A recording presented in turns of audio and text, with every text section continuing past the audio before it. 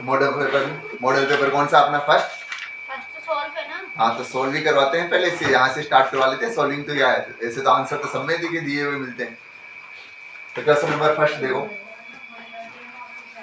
First question है संख्या 6 और 20 का अभाज्य गुणनखंड विधि द्वारा एलसीएम निकालना है। कौन कौन सी संख्या दे रखी है अपने पास? दे रखी है 6 और 20, दोनों का अभाज्य गुणनखंड विधि द्वारा। या तो हम डायरेक्ट फैक्टर कर ले, या फिर अगर नहीं आता तो हम कैसे कर लेंगे, इनके गुणनखंड कर लें से 2 3 टाइम, 3 से 1 टाइम। यहाँ कितना 20 का, 2 से 10 टाइम, फिर 2 से 5 टाइम और 5 से 1 टाइम। दोनों में से एलसीएम लेंगे तो क्या लेंगे? दोनों में से जो मिलने वाला है उसे 1 टाइम में और बाकी को एक साथ।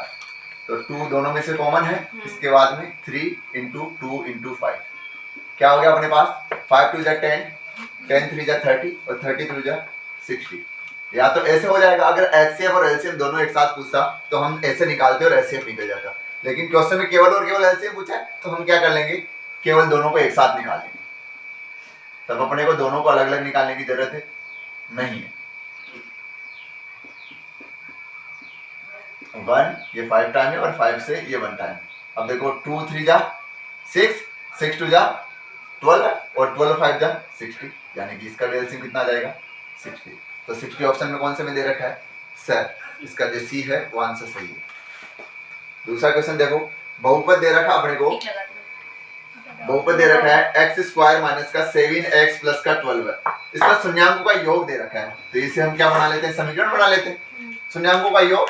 और शून्याङ्कों का योग या तो इसके शून्याङ्क निकाल के फिर योग निकाले, लेकिन अपने पास एक मेथड दे रखा है अल्फा प्लस बीटा, यानी कि माना कि शून्याङ्क क्या है अल्फा और बीटा है, तब क्या होता है माइनस का b अपॉन a होता है। b क्या होता है अपने पास, इस इक्वेशन को हम कैसे लिखते हैं, ax square plus bx plus c equal to 0 के रूप में, यानी कि x स्क्वायर का गुणांक, the coefficient of x square क्या होता है a होता है। तो इसका गुणांक कितना है 1 है, तो इसका मतलब a की वैल्यू कितनी आ गई 1। तो a इक्वल टू कितना आ गया 1। तो कोएफिशिएंट ऑफ b और x, यानी कि x का गुणांक क्या होगा b, तो x का गुणांक कितना है अपने पास -7, तो b की वैल्यू कितनी आ गई -7। तो देखो माइनस और ऑलरेडी था जो माइनस का माइनस, और b की जो वैल्यू है वो कितनी आई -7 अपॉन a की वैल्यू कितनी आ गई अपने पास 1। माइनस इंटू माइनस प्लस, तो 7 अपॉन 1 कितना आ गया 7। तो आंसर कितना आ गया प्लस का 7, ऑप्शन बी सही है। ठीक है,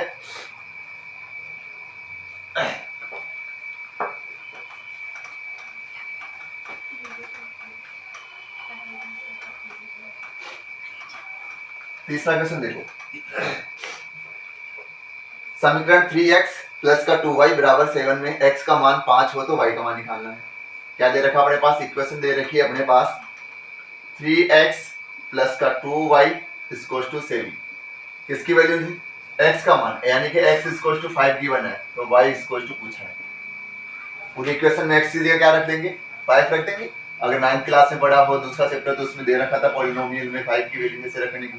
और यहाँ पर देखो 3 इंटू एक्स की कितना है 5, इंटू क्यों आ गया, क्योंकि यहाँ पर कोई साइन नहीं है तो गुणा का चिन्ह आ गया, प्लस का 2 into y equals to 7। 5 3 15 plus का 2y का 2y इक्वल्स टू 7। ये 15 क्या है प्लस का है, इधर आके हो जाएगा माइनस का। 2y बराबर 7 माइनस का 15, ये 2 गुणा में इधर आके हो जाएगा भाग में।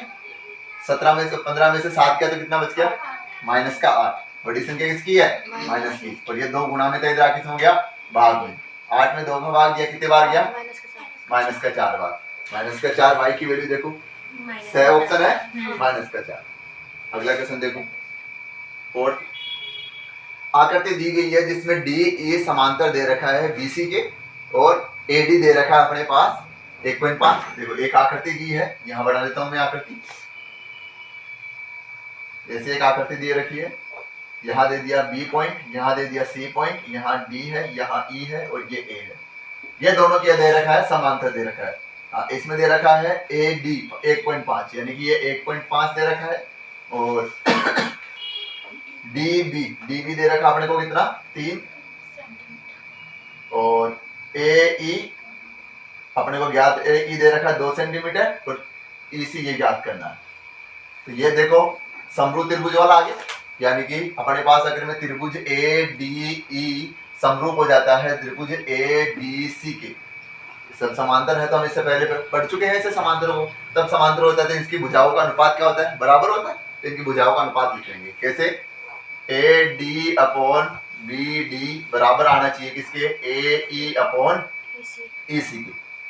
अब अपने पास या तो ये लिख के रहे, पर ये तो ऑप्शनल क्वेश्चन है, ऑप्शनल क्वेश्चन में हम डायरेक्ट डिजिट रखेंगे, और डिजिट कैसे रखेंगे, जो ज्ञात करना है उससे ऊपर रख लेंगे, ऊपर कौन सा ज्ञात करना है, इसी ज्ञात करना है, तो इसी लिख देते हैं, ये लो इसी अपॉन इसके नीचे में ये वाली डिजिट ऊपर वाली कितना है 2 इक्वल टू, इसमें नीचे वाली डिजिट ली थी, इसमें भी नीचे वाली डिजिट कितना रखेंगे 3 अपॉन यहाँ कितना रहेंगे 1.5। अब देखो यहाँ से ये देखो इसमें 0 है, एक पॉइंट हटा देंगे तो यहाँ क्या जाएगा 0, ये 15 एकम 15 और 15 दूना 30, 2 बार में गया, ये 2 भाग में इधर किसमें हो जाएगा गुणा में, तो इसी बराबर कितना आ गया 4 आ गया। या तो ऐसा कर लेते, इसमें वैल्यू रखते तो फिर बाद में हम संख्याओं को क्या करना पड़ता, भाई ये भाग वाली इधर गुणा में, ये गुणा में थी भाग में थी, इधर आके गुणा में और इसको भाग में, तो भी क्वेश्चन ऐसे ही बनती। तो अपने पास ऑप्शन आ गया 4 जो कौन सा है बी है। फिर देखो बिंदुओं 2 और 3 और 5 और 6 के बीच की दूरी ज्ञात कीजिए। अब ये 7वें चैप्टर से क्वेश्चन आ गया। दूरी ज्ञात करने के लिए अपने पास फॉर्मूला होता था x2 - x1 का whole square plus y2 - y1 का होल स्क्वायर, और दोनों का अंतरूट था। ये फॉर्मूला था जिसमें हम 2 बिंदुओं के बीच की दूरी निकाल लेते थे। अब अपने पास 2 बिंदुओं के बीच की दूरी, 2 बिंदु तो नहीं दे रखे अपने पास, तो अब डायरेक्ट या तो फॉर्मूला रख लेते हैं, एक बार फॉर्मूले से करवा देते हैं, अगर आपका भी करो तो फॉर्मूले से नहीं करना, डायरेक्ट आंसर रखना है, वैल्यूज रखनी है, वो याद हो जाना चाहिए। फॉर्मूला है x2 - x1 का whole square plus y2 - y1 का होल स्क्वायर।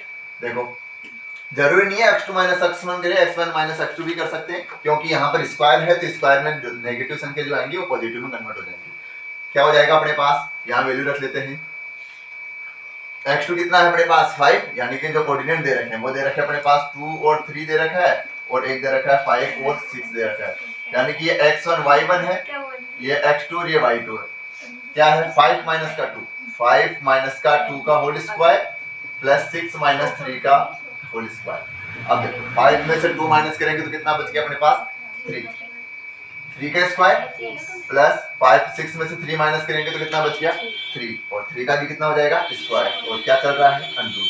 3 का स्क्वायर 9 और इसका भी स्क्वायर 9, और 9 तो कितना होता है 18 होता है, और 18 को हम क्या लिख सकते हैं 3√2, क्या लिख सकते हैं 3√2। कैसे लिख सकते हैं, देखो 18 है, इसको क्या लेंगे हम, इसके फैक्टर करेंगे, 2 टाइम में 9, फिर 3 टाइम में 3 बार, और 3 टाइम में 1, यानी कि 2 का तो पेयर बन गया 3 टाइम, 3 का एक पेयर बन गया, ये 3 बाहर आ गया, जिसका पेयर नहीं बना उसे क्या रख दिए अंदर रख दिए। और क्या दे रखा अपने पास, इनके बीच की जो दूरी आ गई वो क्या आ गई ए बी बराबर 3√2। ठीक है, अगला क्वेश्चन है इसका 4th, इसका ऑप्शन कौन सा दे रखा है, ब ऑप्शन दे रखा है भाई। अगला जो क्वेश्चन दे रखा है, अच्छा क्वेश्चन दे रखा है, या तो 45 की वैल्यू रख ले, या फिर 45 की वैल्यू नहीं रखे तो अपने पास तो सीधा अगर 2 थीटा दे रखा है तो 2 थीटा की वैल्यू डायरेक्ट 2 से मल्टीप्लाई करके आंसर निकाल सकते हैं। जैसे क्वेश्चन दे रखा अपने पास 6th क्वेश्चन दे रखा है, थीटा बराबर 45 डिग्री और 1, यदि 1 माइनस cos 2 थीटा अपॉन नीचे दे रखा है sin 2 थीटा, इसकी वैल्यू निकालनी है। देखो अगर मैं थीटा की वैल्यू 45 रखता हूँ तो 45 इंटू 2 कितना हो जाएगा 90 डिग्री, और cos 90 डिग्री की वैल्यू तो कितनी होती है अपने पास 0, और 1 में से 0 गया तो 1। ठीक है, यहाँ देखते हैं, यहाँ cos 45, यहाँ 45 पे रखेंगे तो गुणा 2 कितना हो जाएगा 90, और sin 90 की वैल्यू कितनी होती है 1, तो 1/1 इसको कितना आ गया 1। ऑप्शन कौन से में है 1, द ऑप्शन में। हाँ वैल्यू अगर आपको रखे देखवाना है तो देख लो एक बार, cos 2 इंटू 45 और नीचे sin इंटू 2 इंटू 45, ये कितना हो जाएगा 1 माइनस cos 90, और यहाँ आ जाएगा sin 90, और इनकी वैल्यू कितनी होती है 1 माइनस 0/1 इसको 1। ऐसे किया हमने सोल्व। अगला क्वेश्चन दे रखा है, एक ऊर्ध्वाधर छड़ की लंबाई ज्ञात कीजिए, या लंबाई तथा उसकी छाया की लंबाई का अनुपात 1/3 हो तो सूर्य का उन्नयन कोण ज्ञात कीजिए। अब देखो अपने पास छाया की लंबाई दे रखी है, यानी कि आधार और उसके लंब की ऊंचाई दे रखी है, और अपने पास क्या पूछा है, इनका अनुपात दे रखा है। तो देखो लंब बटे हुआ आधार, अगर हम बात करते हैं लाल बटे हुए कक्का की, L A L K A, तो लंब बटे हुए आधार का अनुपात दे रखा है, यानी कि अपने पास tan थीटा की वैल्यू दे रखी है, और tan थीटा कितना दे रखा है, 1/√3 दे रखा है। तो ये किसकी वैल्यू होती है tan में, tan 30 की होती है, tan 30 डिग्री की होती है। इसका मतलब आंसर कितना आ गया, 30 डिग्री। अगर ये रेशो अपने पास आधार का और लंब का दे रखा होता तो यहाँ हम क्या लिखते, कोट की वैल्यू लिख लेते, कोट 60 की लिख लेते तब। क्यों, क्योंकि ये tan का अपोजिट हो जाता है कोट। अगला क्वेश्चन देखो, यदि एक बिंदु P से O केंद्र को मानकर AP और BP स्पर्शरेखा 80 डिग्री पर मिलती है तो POA ज्ञात कीजिए।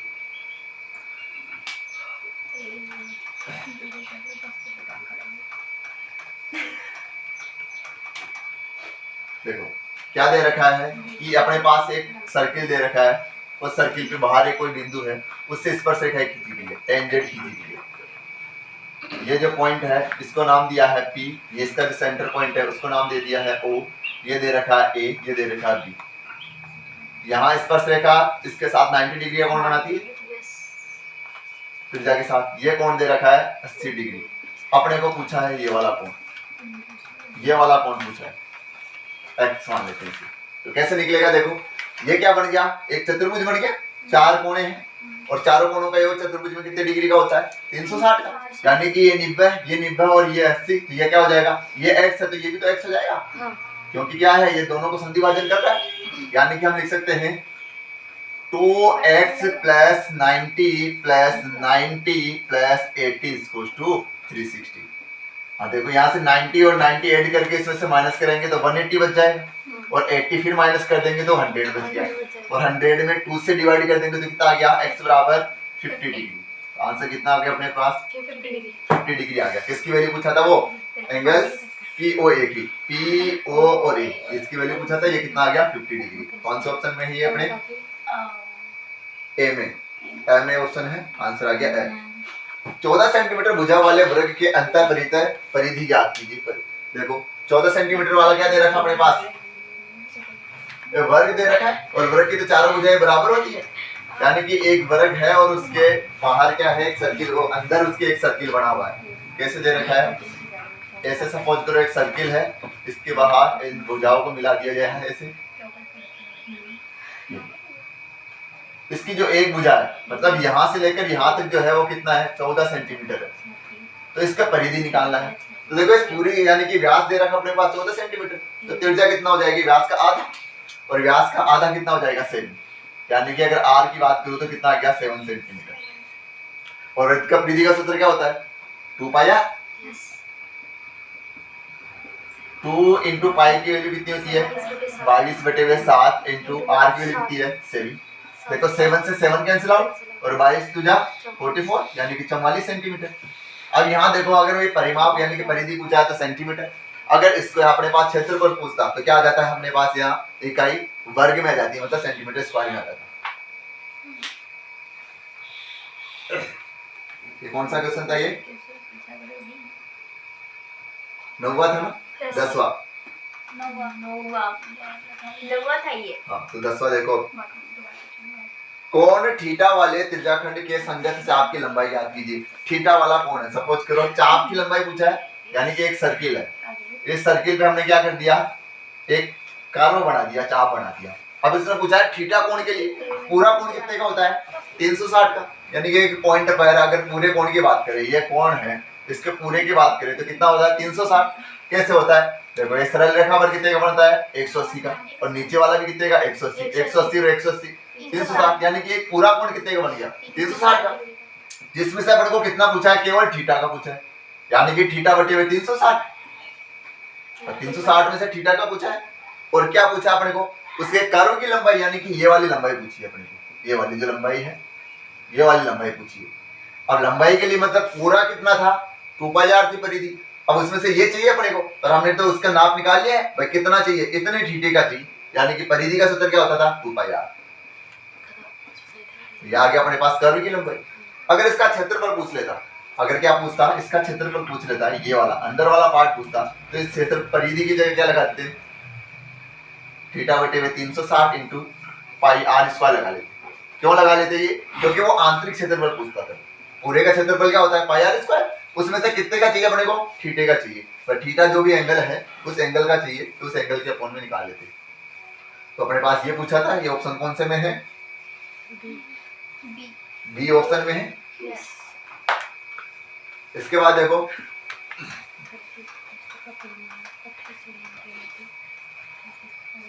घन के एक पृष्ठ का परिमाप दे रखा है। अब घन जो होता है, घन क्या होता है, जिसके सभी पृष्ठ, छह पृष्ठ क्या होते हैं, बराबर होते हैं और वर्गाकार होते हैं। मतलब घन किस प्रकार का आता है, ऐसा।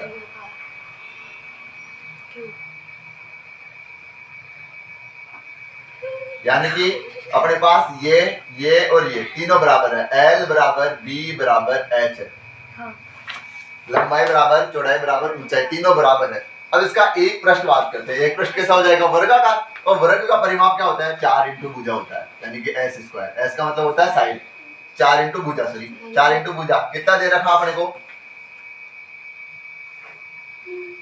परिमाप दे रखा है 28 सेंटीमीटर। कितना दे रखा है, 28 सेंटीमीटर।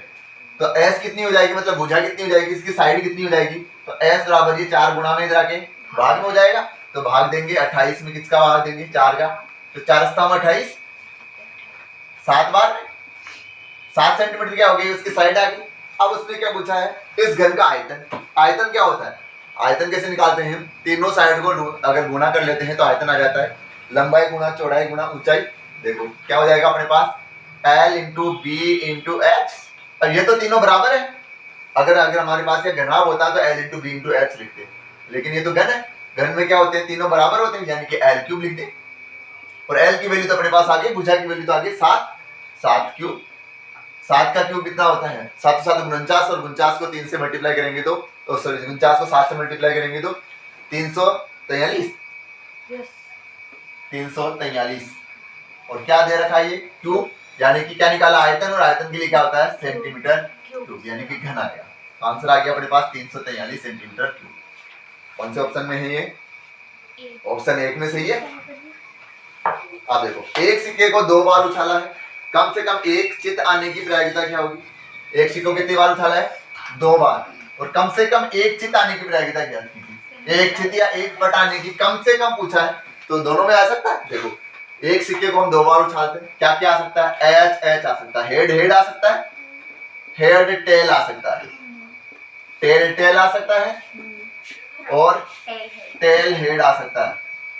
ठीक है, अपने पास क्या लाना है अपने को, इसने बोला है कम से कम या तो एक बार हेड आए या एक बार टेल आए, दोनों का आंसर एक ही आएगा। तो कम से कम एक, देखो इसमें एक है, इसमें भी एक है, इसमें भी एक है। अगर ये टेल की बात करता तो देखो इसमें एक है, इसमें एक है, इसमें एक है, मतलब 3 में है और कितने में नहीं है, 4। टोटल कितने हैं, 4। प्रायिकता का फॉर्मूला क्या होता है, P ऑफ A का फॉर्मूला क्या होता है अपने पास, अनुकूल परिणामों की संख्या अपॉन कुल परिणामों की संख्या। तो देखो अनुकूल परिणाम कितने हैं अपने पास, 3, अपॉन कुल परिणाम कितने हैं, 4। तो आंसर आ गया 3/4। कौन से ऑप्शन में है ये, स। ठीक है, इसके बाद में 13वां क्वेश्चन देखो।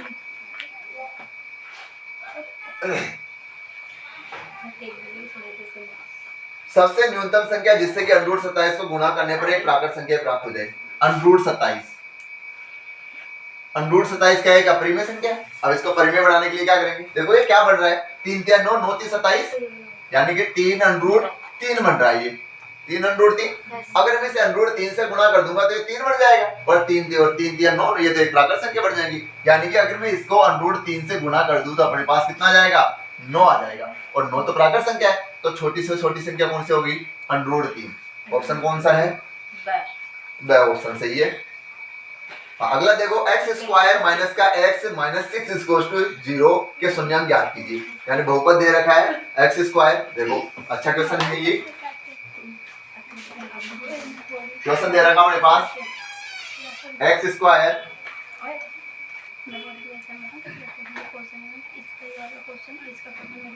x स्क्वायर माइनस का x माइनस 6 इक्वल्स टू 0, बहुपद था, हमने इसे समीकरण में बदल दिया। अब देखो क्या दे रखा है, इसका शून्यांक ज्ञात कीजिए। शून्यांक मतलब इसके फैक्टर। अब या तो आप क्या करो, इसे गुणनखंड करके फिर पूरी लंबी अवधि से करें, या हमने एक तरीका बताया था कि इसके पहले फैक्टर कर लो और इसमें a के अपोजिट साइन से भाग दे देते हैं। तो देखो इसके फैक्टर क्या हो जाएंगे, 3 और 2, माइनस का तो 3 और प्लस का 2, ये माइनस का 3 और प्लस का 2, भाई 3 में से 2 गया तो 1 बचता है माइनस का, और 3 दूनी की 6 आते हैं। अब क्या करना है, इसमें इसके अपोजिट साइन, a का अपोजिट साइन क्या है, प्लस का 1 है, तो इसका अपोजिट साइन क्या हो जाएगा, माइनस का 1। यहाँ प्लस 1 था तो माइनस 1, देखो माइनस से माइनस कैंसिल आउट, 3 में 1 से डिवाइड करेंगे तो 3, और ये प्लस इंटू माइनस, माइनस और 2 टाइम, तो इसके फैक्टर क्या आ गए, गुणनखंड क्या आ गई, 3 और माइनस का 2। देखो कौन से ऑप्शन में है 3 और माइनस 2, सेम है, आंसर सही है इसका। अब आपको ऐसे फैक्टर करके वो लंबी मेथड निकालने की जरूरत नहीं है। इसके बाद में देखो 15 क्वेश्चन, समीकरण 3x माइनस का 5y प्लस k बराबर 0 यदि x बराबर 2 हो, y बराबर माइनस का 2 हो तो k का मान ज्ञात कीजिए। देखो ऐसा क्वेश्चन जब हमने एक पहले करा था लीनियर इक्वेशन टाइप का, तो वैसा ही क्वेश्चन है सेम। क्या दे रखा है क्वेश्चन अपने को, 3x माइनस का 5y प्लस का k बराबर 0। नहीं, अगर नहीं समझ में आया दोबारा पूछ सकते हो तुम। हाँ 14 नहीं है, हाँ 1 मिनट इसके बाद में वापस करवाते हैं। y बराबर माइनस का 2, देखो वैल्यू रख लेंगे यहाँ, क्या करेंगे, x की वैल्यू क्या है अपने पास 2, 3 गुणा 2 माइनस 5, y की वैल्यू कितनी है अपने पास माइनस का 2। हाँ 2 साइन एक साथ में लिख दे, इस वजह से मैंने ब्रैकेट में माइनस लिख दिया है, प्लस का k इक्वल टू 0। 3 2 जा 6, माइनस माइनस प्लस हो जाएगा, माइनस इंटू माइनस क्या हो जाएगा प्लस, 5 दूनी की 10 और प्लस का k बराबर 0। 10 और 6 कितना हो गया 16, प्लस का इधर आगे तो k बराबर कितना हो गया माइनस का 16। ये आंसर आ गया। कौन से ऑप्शन में है ये, द ऑप्शन में है। हाँ कौन सा नहीं आया था, 14वां क्वेश्चन। हाँ देखो 14वां क्वेश्चन अपने पास वापस देखते हैं एक बार। अपने पास क्वेश्चन था एक्स स्क्वायर वाला था ना, एक्स स्क्वायर माइनस का एक्स माइनस का 6 इक्वल टू 0, यही था। देखो इसका गुणनखंड करें, जोड़ने पर तो 1 आ जाए, जोड़ने घटाने पर और गुणा करने पर a इंटू सी यानी कि 6 आ जाए माइनस का। तो हमने देखा कि माइनस का 3 में से अगर 2 जोड़ देते हैं तो देखो 3 में से 2 गया तो माइनस का 1 ये बच गया, और 3 को 2 से गुणा किया तो माइनस का 6 आ गया।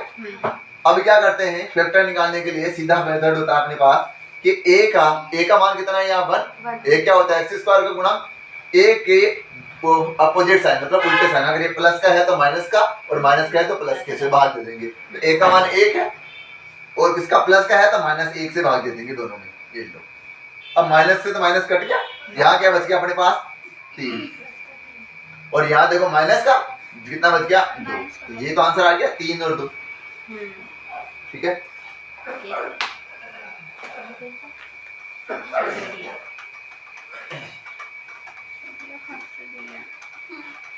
इसके बाद में आगे देखो अगला क्वेश्चन कौन सा है, 16वां क्वेश्चन देखो, ए डी और पी एम त्रिभुजों ए बी सी और पी क्यू आर की क्रमशः माध्यिकाएं हैं, जबकि त्रिभुज ए बी सी समरूप है त्रिभुज पी क्यू आर है। यदि ए बी अनुपात पी क्यू बराबर 3:5 है तो ए डी अनुपात 5 पी अनुपात एम क्या होगा।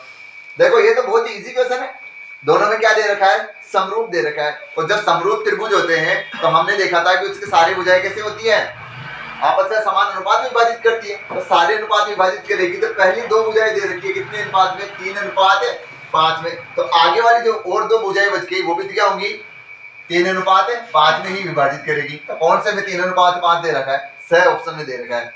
इसमें तो अपने को कुछ करने की जरूरत ही नहीं है। अगर आपको याद है ये बात कि अगर समरूप त्रिभुज दे रखे हैं तो समरूप त्रिभुज की सारी भुजाएं आपस में समान अनुपात में विभाजित कर दी है, परिमित 6.8। वैसे इसके बाद में देखो 10 मीटर ऊंचे मीनार के शिखर के पृथ्वी पर एक बिंदु का अवनमन कोण 30 डिग्री है, तो बिंदु की मीनार की आधार की ऊंचाई क्या होगी। तो देखो यह क्या हो जाएगा, अपने पास 10 बराबर दे रखा है ऊंचाई यानी कि L अपॉन और डिग्री कितना दे रखा है 30 डिग्री, यानी कि अपने पास 1/√3 बराबर 10 अपॉन दे रखा है 1। क्या पूछा है अपने पास? 1/√3 बराबर 10 अपॉन क्या दे रखा है? x मान लेते हैं उसे। तो यहाँ से कितना हो जाएगा? ये x गुणा में है, भाग में इधर आके किसमें जाएगा? गुणा में, और ये भाग में इधर आके गुणा में। x बराबर कितना आ गया? 10√3। हाँ 10√3 किसी ऑप्शन में है क्या? हाँ पहले ऑप्शन में है। और क्या दे रखा है? मीटर में था आंसर, तो यहाँ जाएगा मीटर। तो ए आंसर आ गया एस। एक ऊर्ध्वाधर खड़े खंबे की परछाई खड़ी तो खंबे की ऊंचाई के बराबर है तो सूर्य का उन्नयन कोण ज्ञात कीजिए। अगर ऊंचाई उसकी छाया, छाया मतलब आधा, उसे दोनों से बराबर है, यानी कि एल बराबर है क्या? बी के। आधार के बराबर है, लंब उसके आधार के बराबर है, बेस के बराबर है, तो अपने पास क्या हो जाएगा? दोनों का कोण, बस दोनों की वैल्यू कट के कितने आ जाएंगी? 1 आना चाहिए। और 1 किस पे डिग्री पे वैल्यू होता है? 45 पे, यानी कि थीटा इज इक्वल टू कितना आ गया? 45 डिग्री। 45 ए आंसर हो गया। तो यहाँ पर अपने इसके जो ब्लैंक्स वाले जो सारे क्वेश्चन थे वो हो गए हैं। अब इसके बाद जो क्वेश्चन है रिक्त स्थान, वो देखते हैं।